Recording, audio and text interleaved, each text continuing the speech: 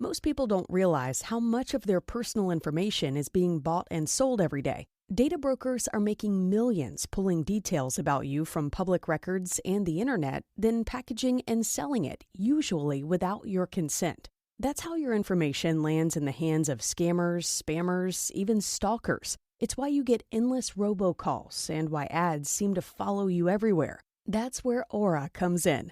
Aura actively removes your data from broker sites and keeps it off. They also instantly alert you if your information shows up in a breach or on the dark web. But Aura goes beyond data protection. With one app, you get a VPN, antivirus, password manager, spam call protection, dark web monitoring, and even up to $5 million in identity theft insurance, all backed by 24/7 US-based fraud support. Other companies might just sell credit monitoring or just a VPN. Aura gives you all of it, together at the same price competitors charge for just one service. Start your free trial today at aura.com/hidden. Protect yourself now at aura.com/hidden. Welcome to Car Con Carne, episode 787. I'm James Van Osdell.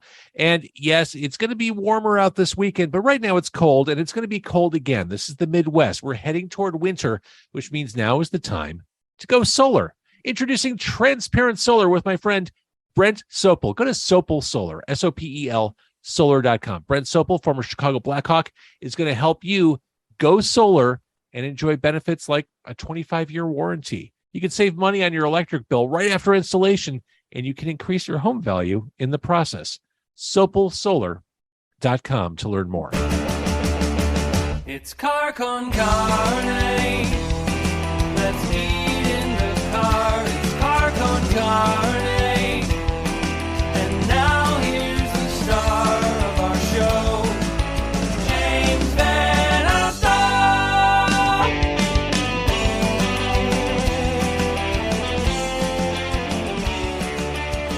So, Matt Pais, he's an author, and the last time he was on, we talked about his book, Zach Morris Lied 329 Times, reassessing every ridiculous episode of Saved by the Bell. Matt's back with a brand new book that broadens his 90s pop culture net. It's called Talk 90s with Me. 23 unpredictable conversations with stars of an unforgettable decade. It's a collection of interviews with entertainers from the 1990s. Matt joins us again. It is lovely to see you. Thanks for being back on. Great seeing you, James. Thanks so much for having me. So let's start right out of the gate with the same two questions you asked all your subjects. First, what's something from the 90s that you're nostalgic for? Man, I should have been prepared for that, right? Come on. I've been asking that for the last year. Wow. Well, I feel like I've just had it been it's been inceptioned into my brain from so many of the answers in the book of how many people really missed sort of the different pace and the different degree of reachability or lack thereof of the 90s. You know, it's both the obvious and the semi-mandatory place that I think a lot of people's minds went to when I asked that question, which is just, you know, the technology. It's news to nobody that has changed our lives massively. And when I posed that to many people, they just kind of missed not having to be connected to their phones, not having to look at what's going on the internet, and not just being reachable all the time. It was a different, life was just enormously, massively different, in case anyone somehow didn't know that. Well, and of course, along those lines, cameras weren't in everyone's pockets in their phones. Like, we got away with a lot more shit back then. That's one way to put it, for sure. Yeah. I mean, I know that I've certainly had conversations with a lot of people, just friends and anyone, when thinking back to those days. And I'm not sure I've heard anyone say, oh man, my college experience would have been so much better if Instagram was a bigger thing at that time. Like, we're happy that wasn't a thing. People didn't have their eyes on their phones all the time. And it was for the better. That's not to say that there haven't been benefits of all that stuff. There have, but have you ever heard of someone who grew up at that time wishing that they had all the stuff they had now? I think back to when I was a kid, having my parents pick me up from like the Aragon or Metro, and it was just a leap of faith. Like, yeah, it should be done around 10, and they would circle the block, and at some point you'd hope that they would find you would find them, and they'd take you home. Now, of course, these kids today, they've got their phones. Everything can be triangulated within inches. I kind of miss that frontier period where everything was kind of the roll of the dice. There was a certain innocence to having printed out MapQuest directions on your passenger seat or in the back, right? For sure. So yeah, there's charm to the analog ways of yore. So again, the book, Talk 90s with Me, 23 Unpredictable Conversations with Stars of an Unforgettable Decade. The second question you've asked of everyone: what movie or show from that time meant or still means a lot to you? Sure. Well, when I think of some of the properties that are not represented in this book, I think about a movie like Quiz Show. That was one of the first experiences in the theater where I came out feeling like my entire perspective on movies had changed, and the fact that the friend that I saw it with thought it was the most boring movie he'd ever seen in his whole life, and I was like blown away at how much I loved it. And it's not everything is for everyone. That's fine. It shouldn't be. But that really sticks out of my mind as an impactful moment of seeing something. And I certainly thought about who I might approach for the book about that movie. I have interviewed John Turturro previously, but one of the amazing things about doing this project is that obviously there was just no shortage of material. It would have been ridiculous to do something that was trying to claim these are the 10 best movies and the 10 best shows, or even these are the X number of properties that mean the most to me, or something like that. It was really just making sure I wanted to focus on movies and shows that I thought were still worth discussing, performances that were worth celebrating, and people that I was actually interested in talking to. And that narrows it down as necessary, but also is an extremely wide net too. Let's take one step further back from casting that wide net. Why a book on the 90s? I mean, you talked about what the 90s represented, but it seems like a big thing to wrap your arms around. It seems almost like a personal challenge to yourself to try and do a book like this. You know me so well, James. To an extent, I was sort of curious what would happen if I just tried to reach out to a bunch of people from the 90s and introduce myself and say my new book is a collection of interviews with people from the 90s. Hey, do you want to talk to me? And so certainly having that develop over time. And also, the point wasn't to talk to people for 10 minutes. The average length of these conversations is about 60 to 75 minutes. And for obvious reasons, that the difference in the type of depth and intimacy that you can achieve through that, it was amazing. I mean, I was so thrilled at the way that these unfolded. And, I was in all the 15 to 20 minute interviews, either phone interviews or in a hotel room that I did back in the day for Red Eye. I was extremely thankful for those. Those were fun. I think you can get a lot of great material from that time frame too. But the voice that I was going for then, and just the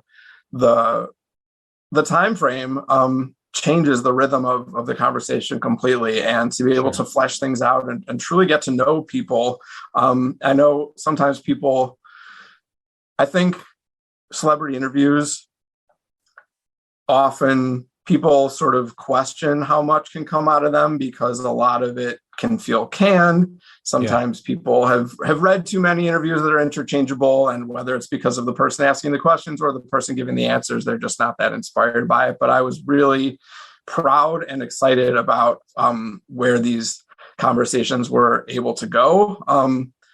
And as far as your question about why approach the 90s this way, I think it's a bunch of things at once. Part of it is having my own kids now and thinking about the type of pop culture that they will consume and look for and be introduced to by me or my wife as they get older, and thinking about the enormous changes that have happened in terms of what's being made now versus in the 90s. And also just as I continually, with so much being accessible on streaming now, and just the way that we so many of these properties from the 90s in many ways haven't gone away, whether it's because they've been rebooted as a new Saved by the Bell series, a new Fresh Prince series, a new Boy Meets World series, or a new Hellraiser movie, Jurassic World franchise, or just anything like that. It's re-examining my own relationship almost of like, whoa, why did I love that as a kid? How do I feel about that now? You kind of addressed the comforts your subjects had in talking about this period, although certainly some came off as maybe a little more practiced. Shannon Elizabeth, I think, came off a little more stiff than some of the other people you talked to. Well, I definitely know what you mean when you say that. And I think the reason for that is because American Pie is one of the few movies or shows discussed in the book that needed, it would have been wrong to do an interview about that movie without acknowledging kind of the different lens through which we see it now. Yeah. There are a lot of things in the book that pretty much look the same now, I would say, to an extent. Little Big League, that thing you do. Sure.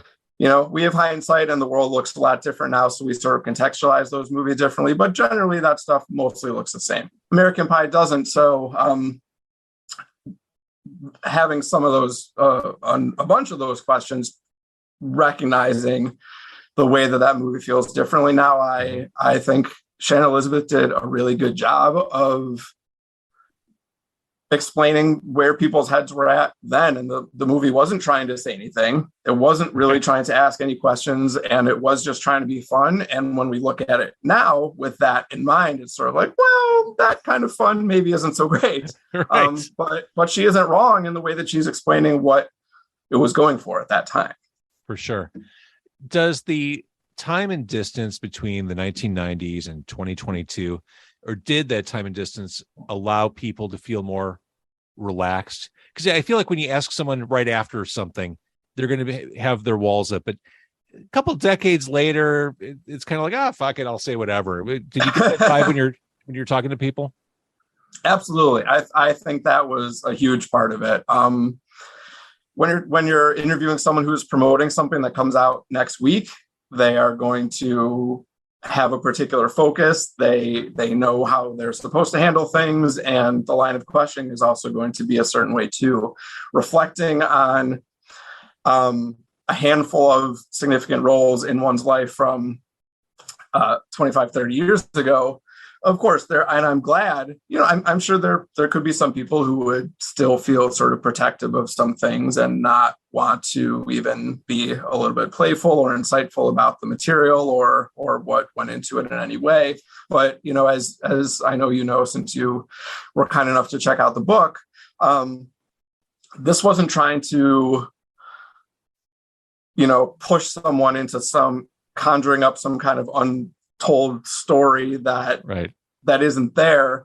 A lot of it is really asking them to engage with the material in a way that is both direct, but also just trying to have I put on the back cover for a reason. This is meant to feel like getting a drink with these people or just having a long phone call like people did a lot more in the 90s. So, when talking to Ariana Richards from Jurassic Park, being able to discuss, hey, can people even have their minds blown at the movies now the way that I did when I was 10 years old and saw that? And it sounds ridiculous to call something like Jurassic Park like handmade, but effects were different then. So for sure.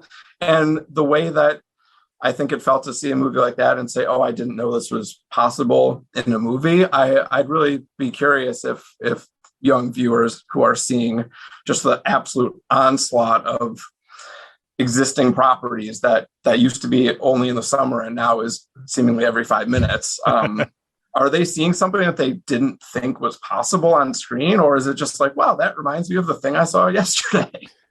Sure. And there is a lot of that, no doubt about it. So thinking about these conversations that you said, you wanted them to sound like, or come across like just a couple people having a drink or hanging out, friends. It's funny you should say that. As I'm reading these interviews, I thought, oh, these would have been great podcast episodes. Had you thought about an audiobook expression of this? I appreciate that. As I think if I had known at the beginning that I was going to have as much time with people as I wound up having. I probably would have asked for the permission to use the audio in advance, because I think you're right. In a lot of ways, I think a lot of people who read the book will feel that way, that it could just be sort of like the book version of a podcast. And I think that's a good thing, because Yes. that goes to show you why podcasts have been so successful, because by having time to get comfortable with someone and make it feel not like an interview, but just a conversation between two people, that seems like a small change, but the impact of that really is really large. And especially seeing how that can play out over, I mean, a couple of these interviews were like an hour and a half, hour and 45 minutes or something. So, something like the average for each interview in the book is 13 pages or so. I didn't want to do something.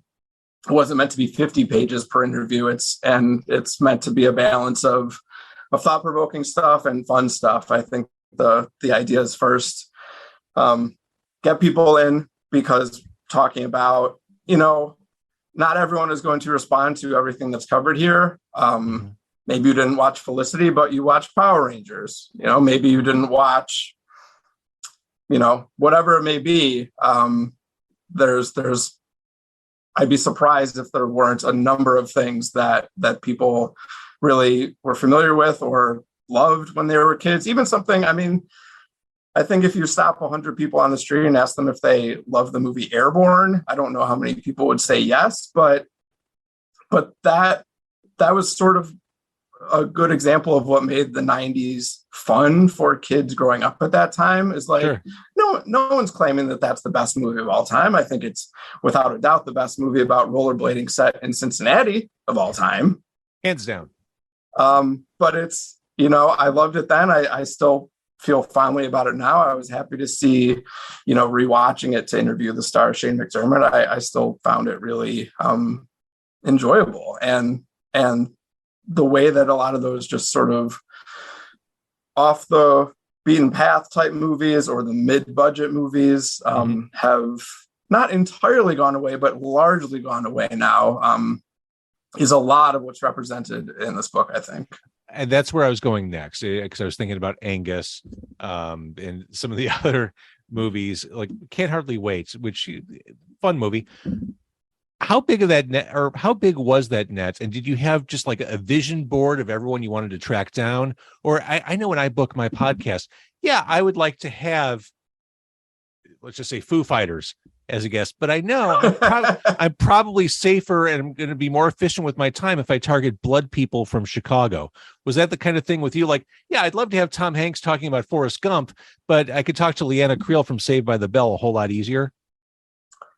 Certainly, I was aware of what would be a stretch versus what I thought was more likely to happen. But at the same time, I was also often surprised by who said yes and who said no. So, I had a ridiculously long Google Doc of possibilities when I was gathering contact information for You folks. You should see my Google Sheets. I've got, like 30 tabs for Car Con Carne. Yeah.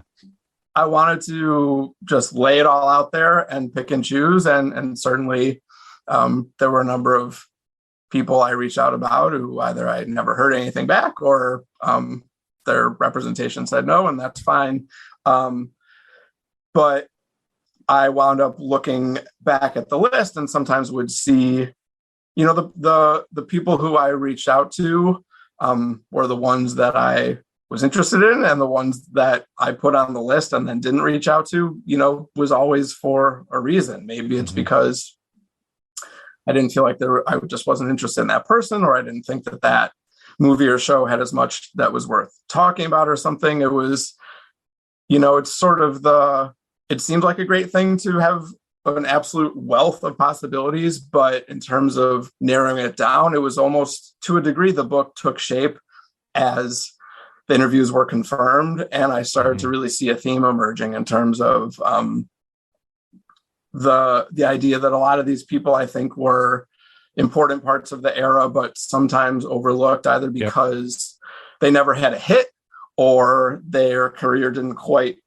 exist beyond that period in the way that it seemed like it would at the time. But that doesn't matter. There's part of what makes, in the same maybe I wouldn't say the same, but in a similar way to my book about Saved by the Bell, where I knew that all the people I was interviewing for that might not be household names to the average person, but that if you talk to a Saved by the Bell fan and say that you have a book that not only counts Zach's lies, but also interviews Giant Dakota and Nurse Jennifer and all these people, they're going to think that's cool and that not be concerned about what they're up to today. For this book, these people were so important to, whether it was 2 properties or 6 properties or whatever it may be. I mean, it was such a pleasure to both kind of travel back to that time, but also really, I feel like learned so much about these people and really feel like I was learning about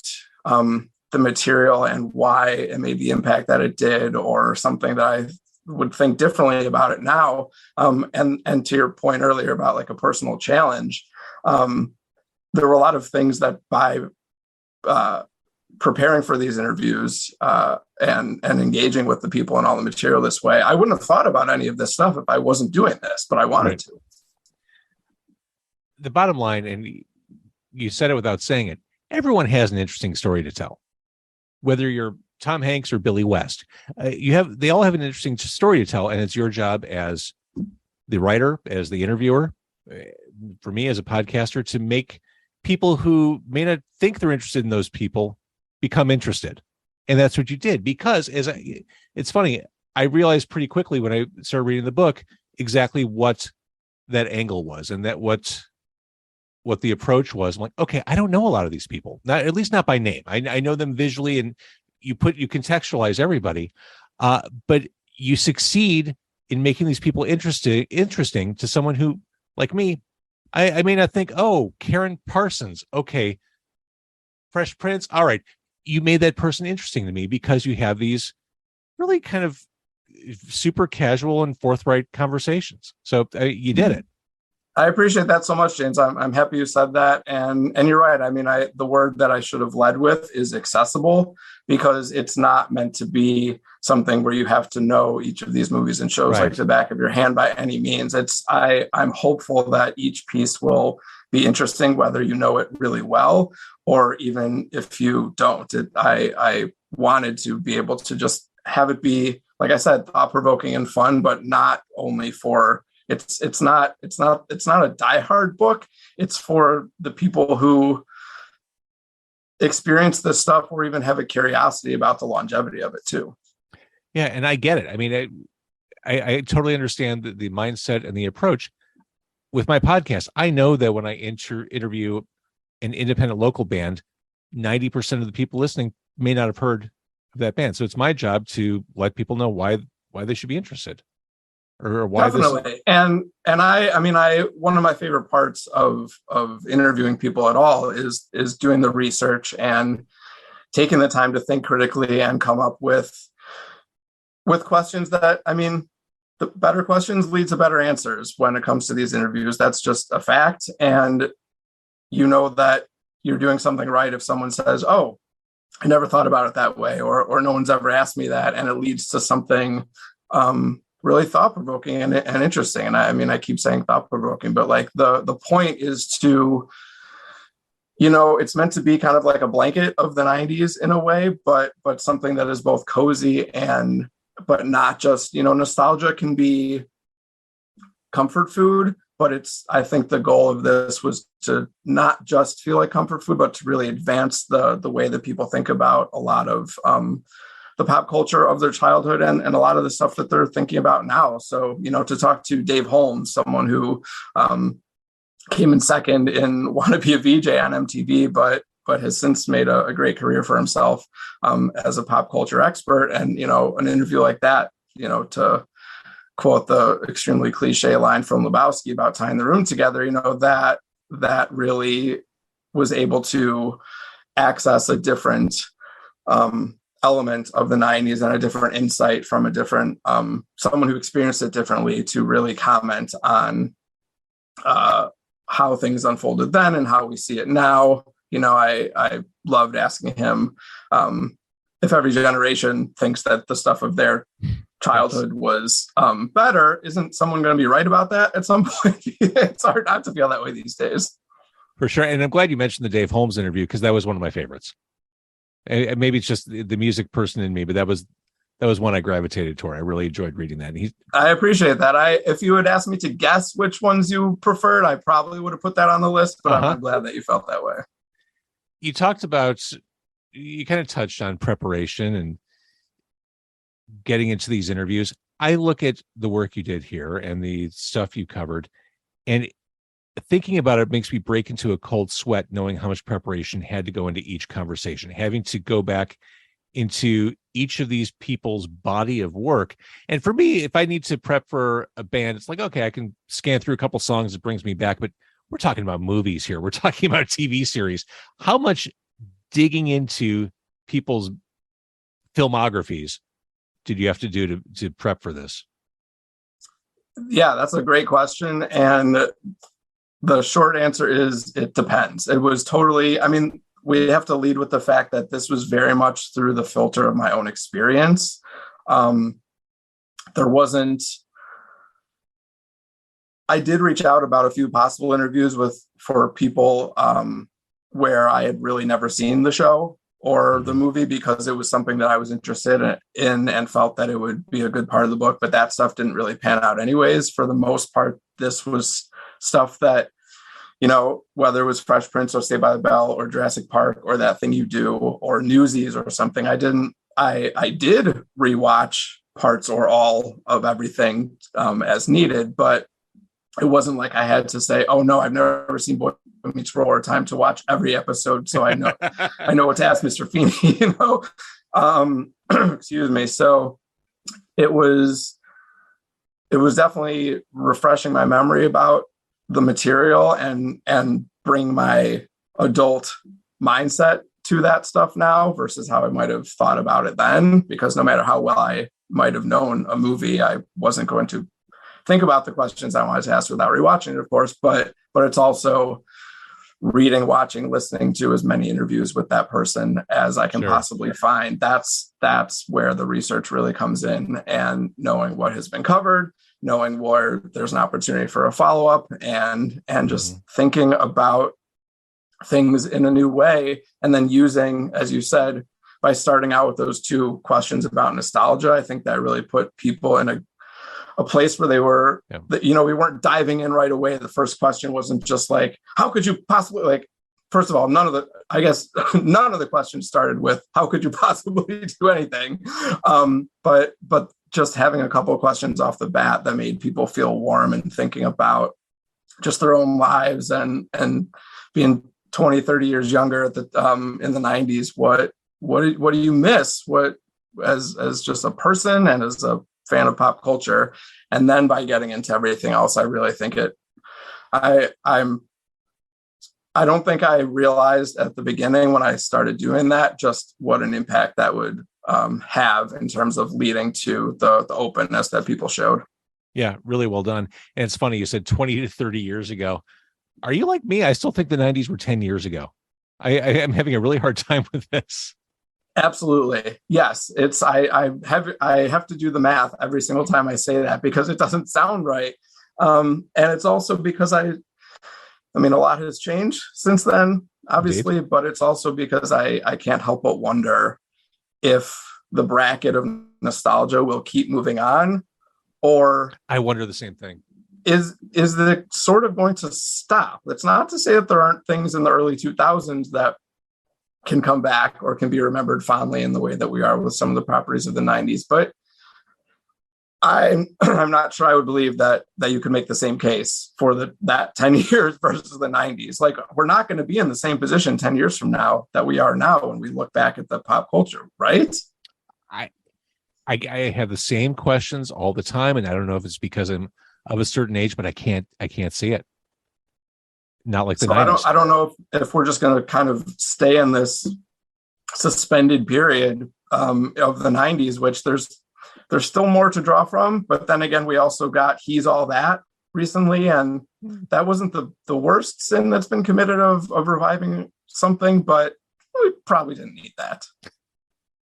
So of this list of people who you spoke to, Dougie Doug, Aaron Schwartz, Tom Everett Scott.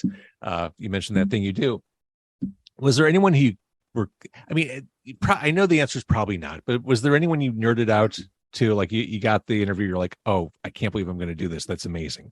Like, did you have a connection to A League of Their Own? So when you talk to Megan Cavanaugh, you're like, oh my God, I can't believe this is really going on. I think by the time it was taking place, I had probably gone around to the idea of it happening. But what that makes me think of more so is like the attempt to tell the own 10-year-old version of myself that all of this happened. Right.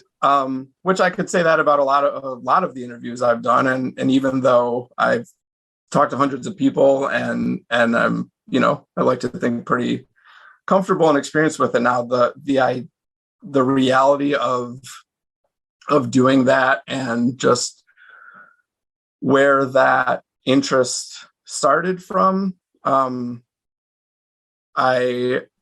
just appreciate and value, because that's another answer to your question about why I do this at all. The 90s was the time when I was growing up, and it feeling like these were places where I was receiving information. And it doesn't mean it seemed like it was the answers for the world, but it was always interesting to me to consider what something was doing and saying, and as I got older, sort of how to reconcile with that. I hated heavyweights the first time I saw it. I don't quite remember why. Now it's mildly enjoyable. It's not one of my favorite movies or shows covered in the book, but I love talking to Aaron Schwartz, who was in both that and the Mighty Ducks franchise, and he was a fantastic interview. And it's just the idea of, I guess I was a little bit surprised that William Daniels and his wife Bonnie Bartlett were up for doing the interview. I mean, he's in his mid-90s. Yeah. So I think that one was one of the more surprising yeses I got. I think he was in The Graduate. He was. A lot of these people were not alive when The Graduate was made, right. But Mr. Boy Meets World was something I loved and still think has a lot of good seasons in it. And Mr. Feeney is just a major character of the 90s. So that was, as you saw, that was a really interesting example of sometimes, no matter what, all you hope for is answers that will be meaningful and cause people to think or laugh or just have some kind of reaction in some kind of way. And sometimes that can be the case of not getting the things that you're expecting or hoping for too sometimes. That was a privilege to get to talk to him and for all of these. I mean, I was so grateful for everyone who said yes. Along those lines, was there a moment in any of these conversations that was especially moving to you? Yeah. I think there were, every time someone was clearly, I really sort of recoil at the phrase opening up, because it's become such a cliche. Anytime you see the headline or the sub headline where someone says like, so-and-so opens up about the time their shoe fell off. It's like, they're not really, they weren't opening up. That suggests that they were closed off about it before. They weren't, you just, whatever. This is extremely inside baseball from an interviewer's perspective, I realize. I love inside baseball. Bring it on. But no, to talk to Megan Cavanaugh, who you just mentioned about, she's talked about A League of Their Own plenty, but I don't really think she's talked about Robin Hood Men in Tights a whole lot. And to be able to take a lot of time and contrast the way that A League of Their Own really takes to task the people who look at her character a certain way, whereas in Robin Hood Men in Tights, her character is very much a punchline. Mm-hmm. And to be able to talk to someone about the types of roles that were coming her way and the impact that that had on her own self-esteem and how she navigated each individual role and the career as a whole. I mean, I love the word curious is because that I think is what drives a lot of my questioning. It's just the natural. It's not trying to find something that isn't there. It's just going where your curiosity leads you. And you can't watch work like that and not think, oh, how, there's a person there. And when there's a character, for the same reason that if I could, I mean, we could have a whole other conversation about 80% of Adam Sandler's work, but the nastiness of so many comedies and the people that are the object of the joke, it might seem like fun and games to the people who are laughing and defending it just because, it's a joke, lighten up, but every joke has a target, and the best comedy understands that and isn't cutting anyone down except for the ignorant person.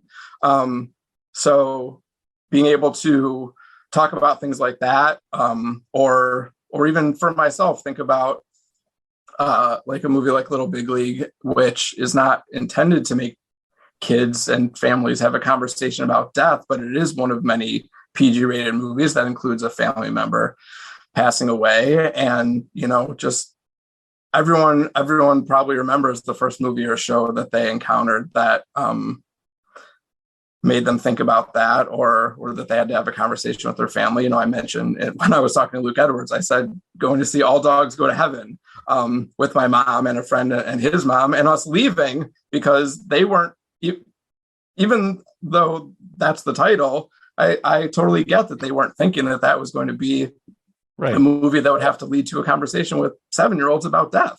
You just don't think that that's going to happen with kids' movies, but a lot of them hinge on stuff like that. So again, talk 90s with me, 23 unpredictable conversations with stars of an unforgettable decade, all true. Now that this book is out, now that people are consuming it, and it's not just, you don't have to, you mentioned the word nostalgia earlier, you don't have to have 90s nostalgia. If you're a fan of entertainment and just getting to know people, that's what this book does.